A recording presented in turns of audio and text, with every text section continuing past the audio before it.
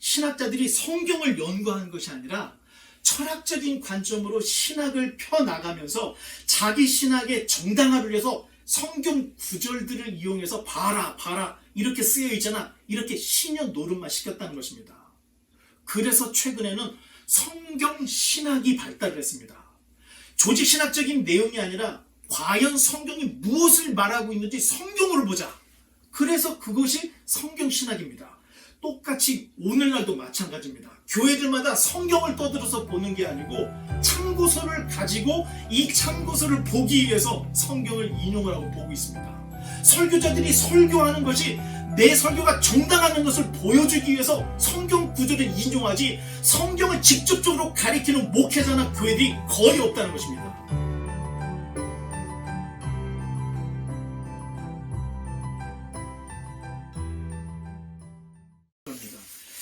데살로니가 전서의 특징이 있었습니다. 매 장이 끝날 때마다 주님의 재림에 대한 언급을 계속 던졌던 것을 우리가 기억해 볼 수가 있는데, 아마 사도 바울도 지금 우리가 살아가고 있는 2021년 지금까지 이 주님의 재림이 계속해서 지연될 것이라고는 아마 상상도 하지 못했을 것입니다. 초대교회 성도들은 예수님께서 곧 재림하실 줄로 믿고 있었습니다.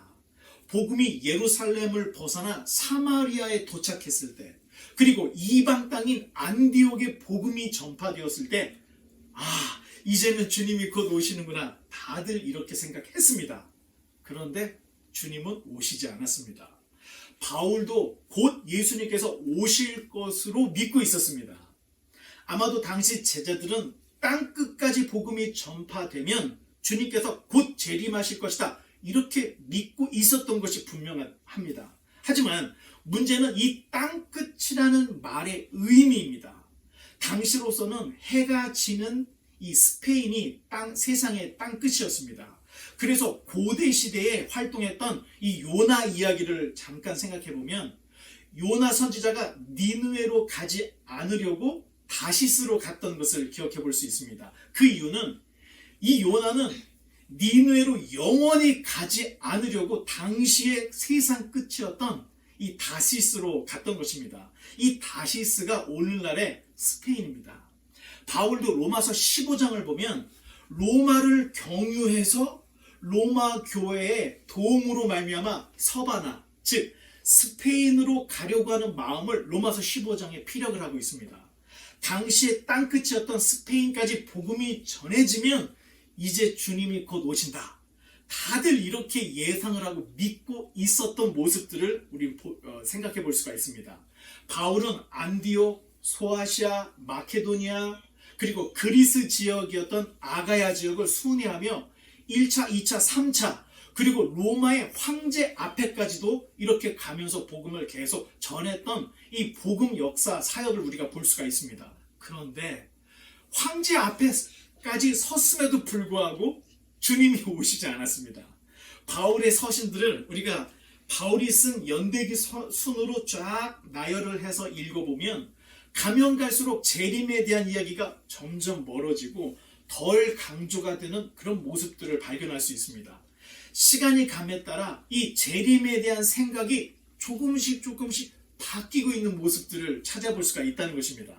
전 세계를 돌아다니며 복음을 전했던 바울의 이 세계관, 시야가 점점 넓혀졌던 것입니다. 따라서 바울에게 있어서의 땅끝이란 처음은 지역적인 관점으로 시작이 됐을지 모르지만 시간이 감에 따라서 이 땅끝이라는 게 전 인류라고 생각이 바뀌어졌던 것으로 우리는 예상할 수가 있습니다. 그래서 사도행전 28장 사도행전 28장이 마지막입니다. 이 사도행전 28장 이후에 로마의 가택연금이 끝난 후에 세상의 끝이었던 스페인으로 가지 않고 지금의 크로아티아 지역인 일리루곤으로 가서 복음을 전하다가 네로 황제 때 체포가 되어서 사도 바울이 참수형을 당하고 순교를 당하게 됩니다. 그렇다면 왜 바울은 스페인으로 가지 않고 왜 일루리곤으로 갔을까? 이 일루리곤은 마케도니아의 북쪽 지역이었습니다. 처음 유럽으로 건너간 바울은, 소아시아에서 유럽으로 건너간 바울은 이 마케도니아의 첫 성 빌립보에서 복음을 전하고 교회를 세우고 남쪽으로 내려가서 데살로니가, 거기서 또 베레아, 더 아테네, 고린도까지 이렇게 남쪽으로 내려가는 사역을 했습니다. 하지만 가택 연금이 끝난 후에는 땅끝이 아닌 마케도니아의 북쪽인 일루리곤으로 복음을 전하러 가는 모습을 볼 때 바울의 이 땅끝에 대한 개념이 바뀌었고, 주님이 오시는 그날까지, 그리고 자기가 순교하는 그날까지 온 세상에 복음을 전해야 되겠다, 이런 마음으로 사역을 했던 모습들을 우리가 볼 수 있다는 것입니다. 자, 이제 본론으로 들어가서 데살로니가 후서 1장 1, 2절을 한번 읽어주시기 바랍니다. 바울과 실로아노와 디모데는 하나님 우리 아버지와 주 예수 그리스도 안에 있는 데살로니가인의 교회에 편지하노니, 하나님 아버지와 주 예수 그리스도로부터 은혜와 평강이 너희에게 있을지어다. 아멘. 감사합니다. 이렇게 1절 2절은 문안 인사의 첫 단락으로 1절 2절이 구성이 되어 있습니다. 내용에는 발신자, 수신자, 그리고 헬라인 유대인들에게 하는 은혜와 평강이라는 이런 문안 인사로 시작을 하고 있습니다. 3절로 5절의 말씀입니다.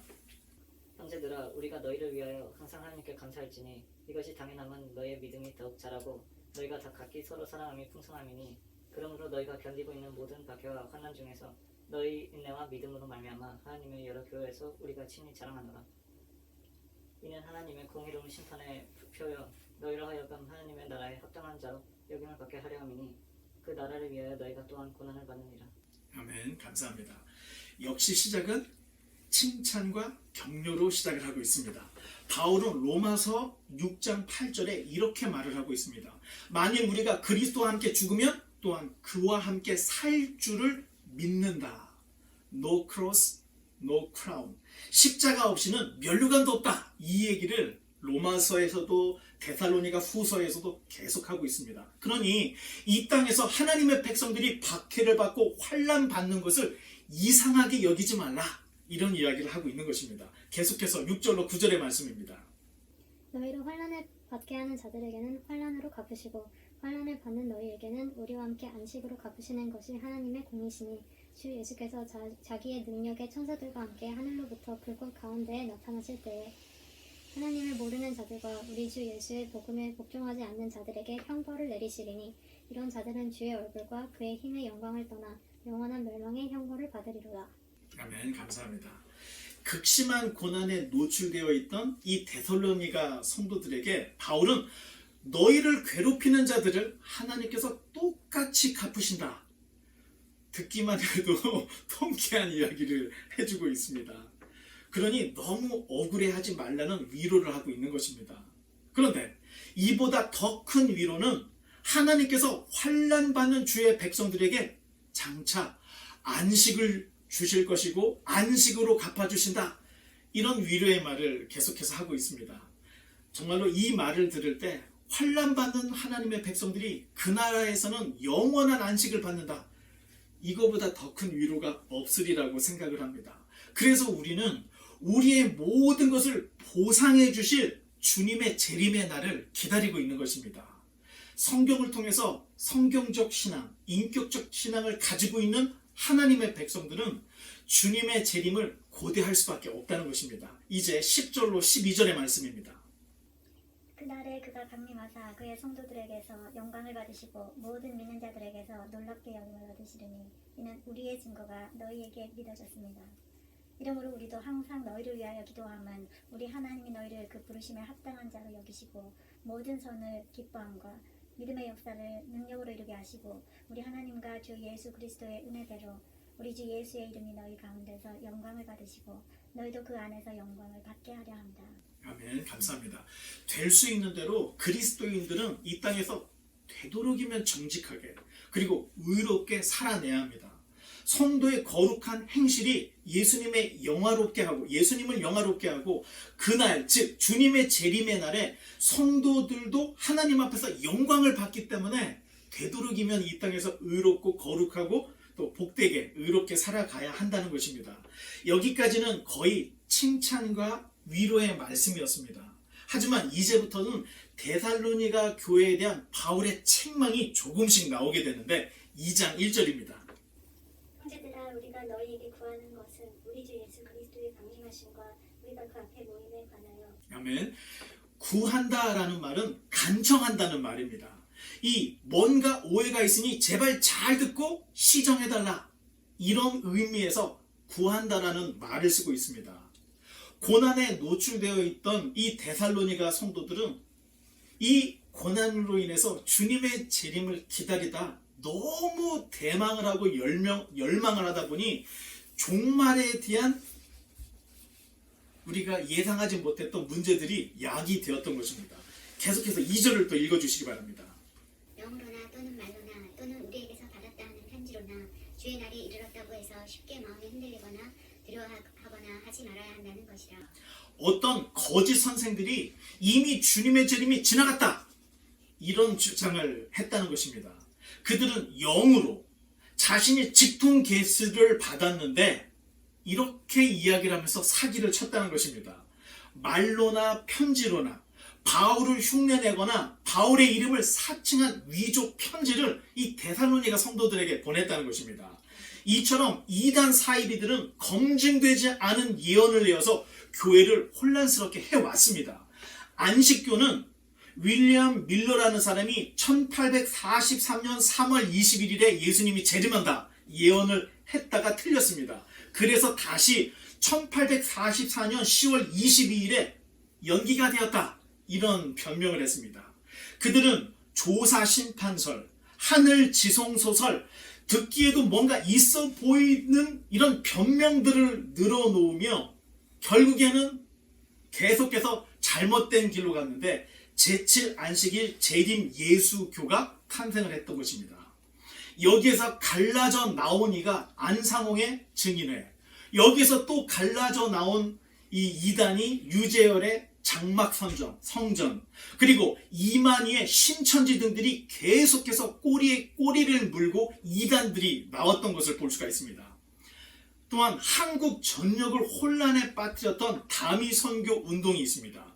다미선교 운동은 거의 한국 교회 성도들이 10만 명 이상이 이곳에 가서 계시를 받고 방언과 통역을 했는데 거의 똑같이 92년 12월 28일 자정에 예수님이 재림한다, 이런 헛된 예언들을 했던 것을 우리는 기억해 볼 수가 있습니다.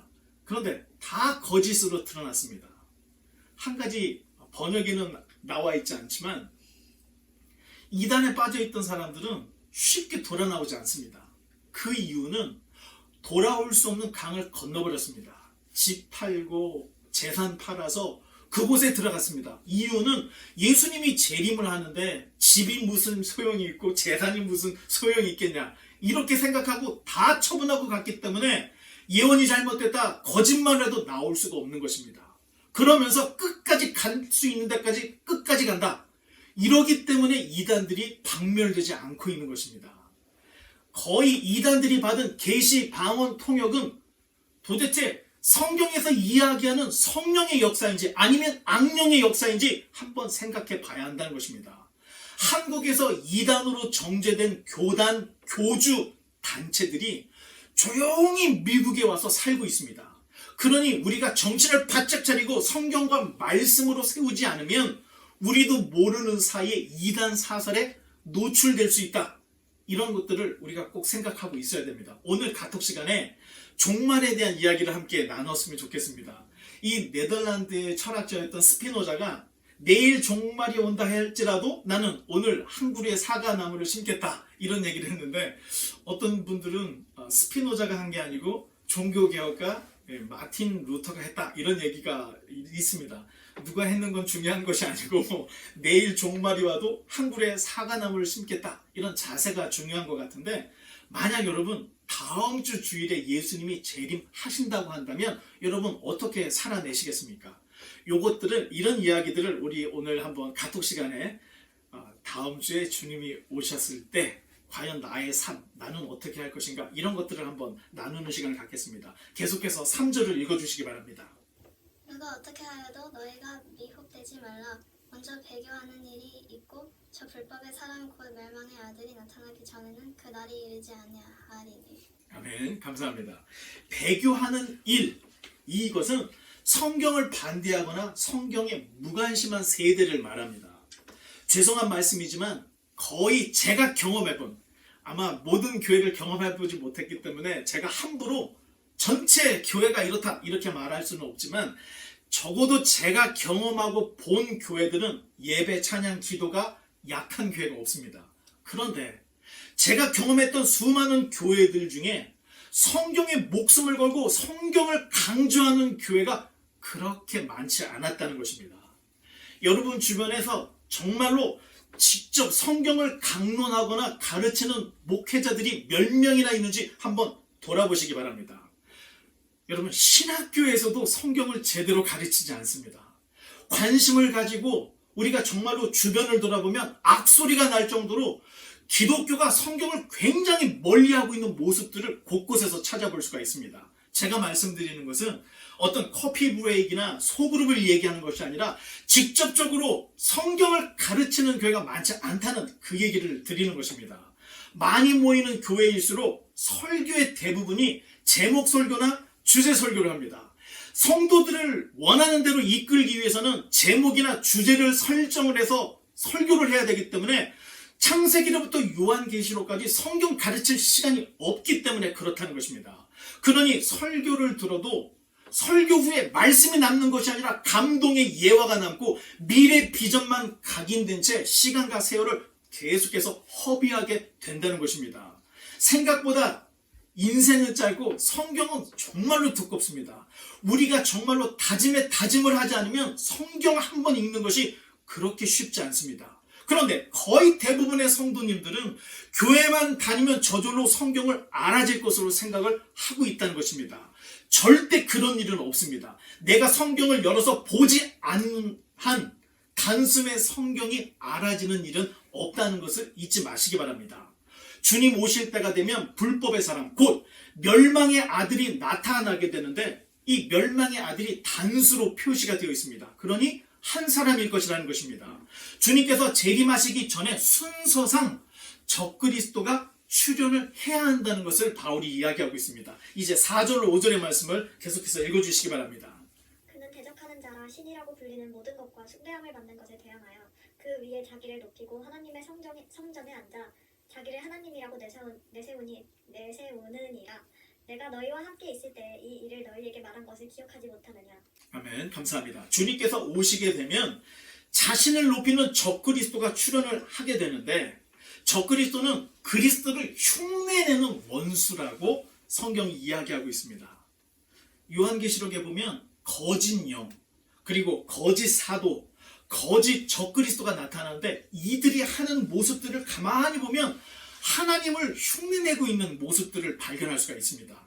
그러니 말세를 살아가는 성도들은 미혹이나 유혹에 넘어가지 않도록 늘 자기 자신을 성경과 교리 안에서 단속을 해야 합니다.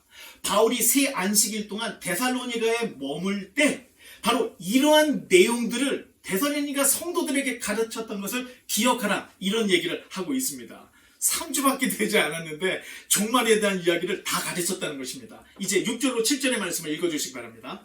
너희는 지금 그로 하여금 그의 딸에 나타나게 하여 막는 것이 있을 것을 아나니 불법의 비밀이 이미 활동하였으나 지금은 그것을 막는 자가 있어 그 중에서 옮겨질 때까지 하리라.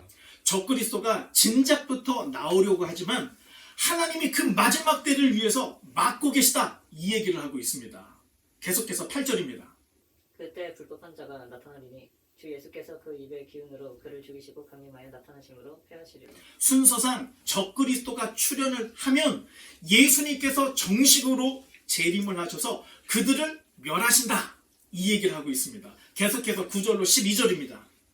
악한 자에 나타나는 사탄의 활동을 따라 모든 능력과 표적과 거짓 기적과 불의의 모든 속임으로 멸망하는 자들에게 있으리니 이는 그들이 진리의 사랑을 받지 아니하여 구원함을 받지 못함이라. 이러므로 하나님의 미혹의 역사를 그들에게 보내사 거짓을 믿게 하시는 진리를 믿지 않고 불의를 좋아하는 모든 자들로 하여금 심판을 받게 하려 하십니다. 아멘. 감사합니다.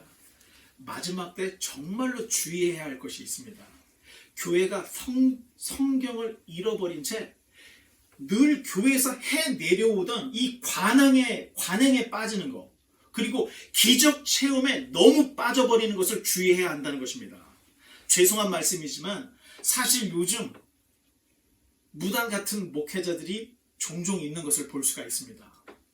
성경과 교리를 모르면 절대 분별을 할 수가 없습니다. 하지만 진리의 눈이 딱 열리면 저것이 무당 같은 목사인지 저것이 제대로 된 목사인지를 자기가 분별할 수 있습니다.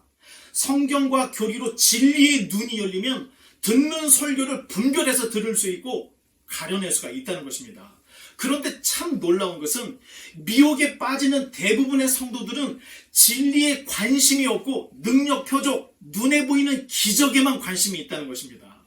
그런데 더 놀라운 것은 하나님께서도 진리 위에 서 있지 않은 성도들이 미혹에 빠지도록 그대로 내버려 두셔서 결국에는 다 심판에 이르게 하신다. 이런 이야기를 사도 바울이 하고 있습니다. 제가 지어내서 제 어떤 감정에 의해서 하는 말이 아니라 이 이야기는 사도 바울이 데살로니가 후서에서 하고 있는 말을 그대로 여러분들에게 전하고 있는 것입니다. 예수님께서 가르치셨던 천국 비유들을 되돌아보면 반드시 마지막 때에 참된 신앙과 거짓 신앙을 구별하게 하는 이런 구별이 있을 것이라는 이야기를 계속해서 하고 계십니다. 교회만 나가는 것이 문제가 아니라 어떻게 신앙생활을 하느냐, 이것이 정말로 중요하다는 것을 바울이 강조를 하고 있는 것입니다. 이제 13절로 17절의 말씀을 또 읽어주시기 바랍니다. 주께서 사랑하시는 형제들아, 우리가 항상 너희에 관하여 마땅히 하나님께 감사할 것은 하나님이 처음부터 너희를 택하사 성령에 거룩하게 하심과 진리를 믿음으로 구원을 받게 하심이니, 이를 위하여 우리의 복음으로 너희를 부르사 우리 주 예수 그리스도의 영광을 얻게 하려 하심이니라. 그러므로 형제들아, 굳건하게 서서 말로나 우리의 편지로 가르침을 받은 전통을 지키라. 우리 주 예수 그리스도와 우리를 사랑하시고 영원한 위로와 좋은 소망을 은혜로 주신 하나님, 우리 아버지께서 너희 마음을 위로하시고 모든 선한 일과 말에 굳건하게 하시기를 원하노라. 아멘. 감사합니다. 배우기 싫어하는 사람들은 사실 방법이 없습니다. 그런데 그렇게 배우기 싫어하는 사람들일수록 능력, 표적, 기적에 굉장히 관심들이 많다는 것입니다. 신앙이 초급일 때는 매우 감각적이고 이 신비한 것을 추구하게 되어 있습니다. 쉬운 예로 여러분 고등학교 학생들의 책을 보고 유치원 학생들의 책을 보면 어떤 것이 그림이 많습니까? 유치원 아이들은 말귀를 못 알아듣고 한문이 짧기 때문에 이해력이 낮기 때문에 그림을 많이 보여줄 수밖에 없습니다. 그런데 고등학교 학생들의 책은 그림보다는 글이 많다는 것입니다. 마찬가지로 초급일 때는 무엇인가가 보여지고 느껴지고 무엇인가 기적을 봐야 마음이 뜨거워지는 것 같지만 그 신앙에 머물러 있어서는 절대 안 된다는 것입니다. 몸과 키가 자라듯이 인격도 자라고 신앙이 자라서 처음에는 무엇인가를 보는 것에 관심이 있었지만 가면 갈수록 하나님의 말씀에 집중해져야 우리가 그리스도의 장성한 이 분량까지 자라날 수가 있는 것입니다. 말씀으로 돌아오지 않으면 미혹에 제일 쉽게 넘어가게 됩니다. 그러니 여러분 성경을 놓치는 순간 진정한 신앙에서 이탈할 수 있다는 것을 꼭 기억해 주시기 바랍니다. 바울의 감사는 데살로니가 성도들이 진리를 믿음으로 구원에 이르게 된 것에 감사하고 있습니다. 기적을 봐서 믿은 것이 아니라는 것입니다. 이 땅에서 잘 먹고 잘 되고 좋은 것을 입기 위해서 예수 믿은 것이 아니라 진리를 믿음으로 구원에 이른 데살로니가 성도들에 대한 이 자세에 이 바울이 감사를 하고 있는 것입니다. 지금이라도 교회들이 다시 성경으로 돌아와야 할 때가 되었다는 것을 이 코로나 시국에 우리는 다시 한번 생각을 해야 한다는 것입니다. 이제 3장 1절로 5절의 말씀을 읽어주시기 바랍니다. 끝으로 형제들아, 너희는 우리를 위하여 기도하기를 주의 말씀이 너희 가운데서와 같이 퍼져나가 영광스럽게 되고 또한 우리를 부당하고 악한 사람들에게서 건지시옵소서 하라. 믿음은 모든 사람의 것이 아닙니다. 주는 미쁘사 너희를 굳건하게 하시고 악한 자에게서 지키시리라. 너희에 대하여는 우리가 명한 것을 너희가 행하고 또 행할 줄을 우리가 주 안에서 확신하노니 주께서 너희 마음을 인도하여 하나님의 사랑과 그리스도의 인내에 들어가게 하시기를 원하노라. 아멘. 감사합니다. 바울이 데살로니가 성도들에게 요청하는 기도는 딱 두 가지입니다. 첫 번째, 주의 말씀이 잘 퍼질 수 있도록, 전파될 수 있도록. 두 번째, 부당하고 악한 사람들의 위협에서 이 사역자들을 건져달라고 하는 이 두 가지 기도 부탁을 하고 있습니다. 내용을 살펴보면 둘 다 복음 사역이 원활하게 진행될 수 있도록 너희들이 기도해 주기 바란다. 이런 기도 요청을 하고 있는 것입니다. 귀담아 들어야 할 것은 믿음은 모든 사람의 것이 아니라고 하는 가르침이라는 것입니다. 전도를 해보니 그렇다는 것을 사도 바울이 깨달았던 것입니다. 일선에서 사역의 현장에서 복음을 전했을 때 믿을 것 같은 사람은 믿지 않고 안 믿을 것 같은 사람은 믿는 것을 보니 믿음이라는 것은 모든 사람의 것이 아니다. 이런 결론적인 이야기를 하고 있는 것입니다. 신학적으로 예정론에 해당하는 내용인데 우리가 내 마음의 교리에서 이 예정론도 다룰 것입니다. 이제 6절로 15절의 말씀을 계속해서 읽어주시기 바랍니다.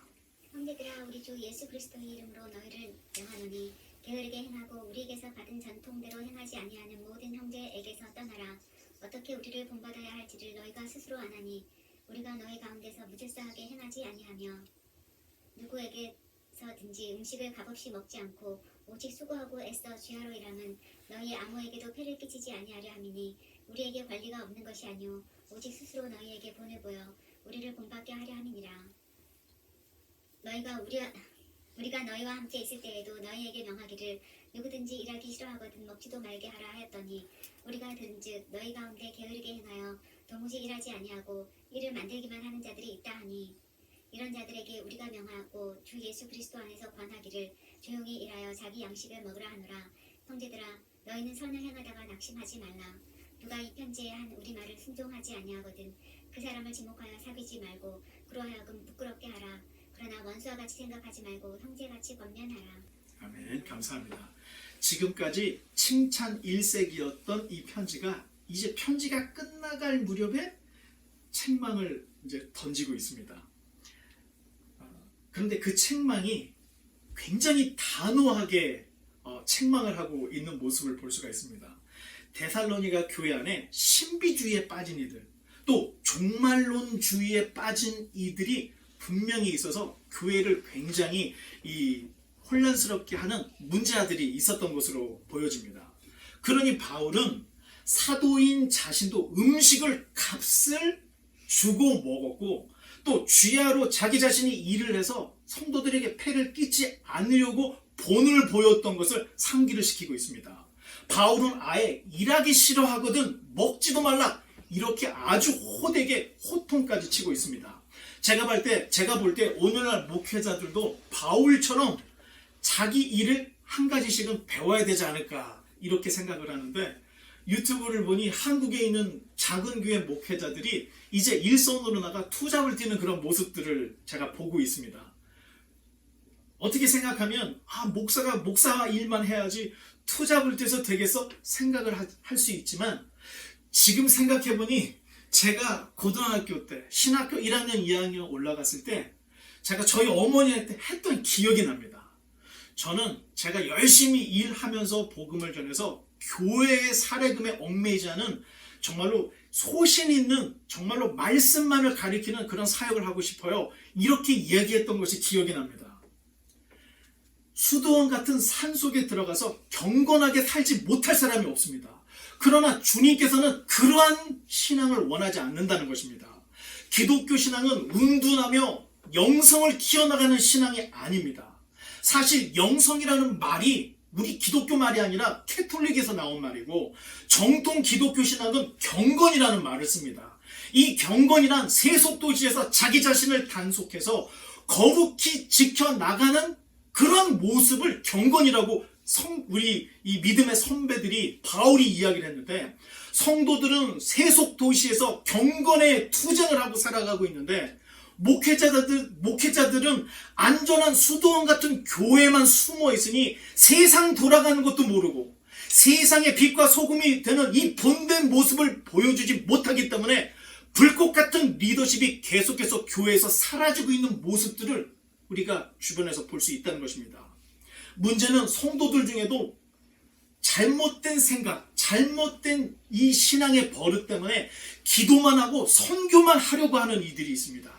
집안일은 하지도 않고 뒷전이고, 그리고 일도 하지 않고 철야 기도를 했으니 낮에 하루 종일 잠을 자고, 새벽 기도 갔다 와서는 피곤하니 오전 내내 잠을 자는 이런 사람들이 있습니다. 그럴 거면 왜 새벽에 교회에 나가서 기도를 했는지 이유를 알 수가 없습니다.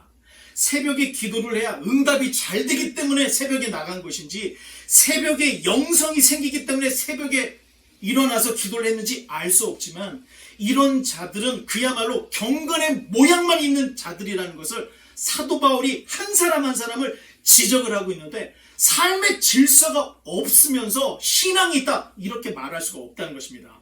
바울은 그런 자들을 게으르고 일하지 않고 일만 만드는 사람이다 이렇게 규정을 하고 있습니다.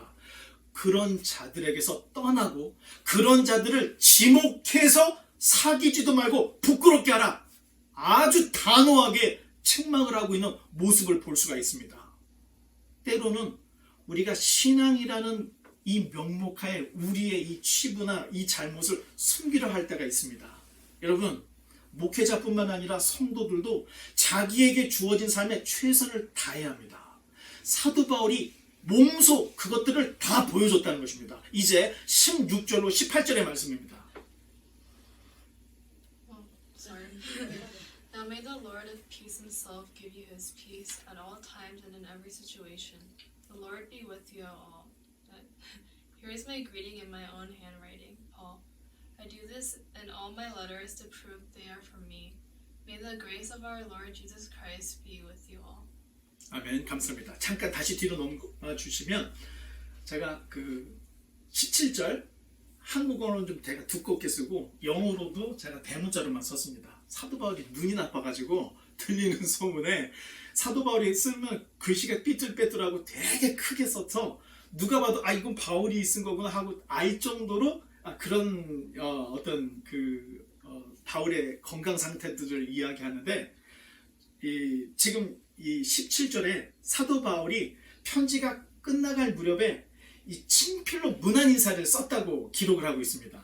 그 이유는 바울을 사칭하는 가짜 편지들이 돌아다니니 바울이 친필로 자기 사인하듯이 문안 인사를 꼭 써야 되겠다 생각해서 데살로니가 후서에 이렇게 친필로 문안 인사를 쓰고 있다는 것입니다.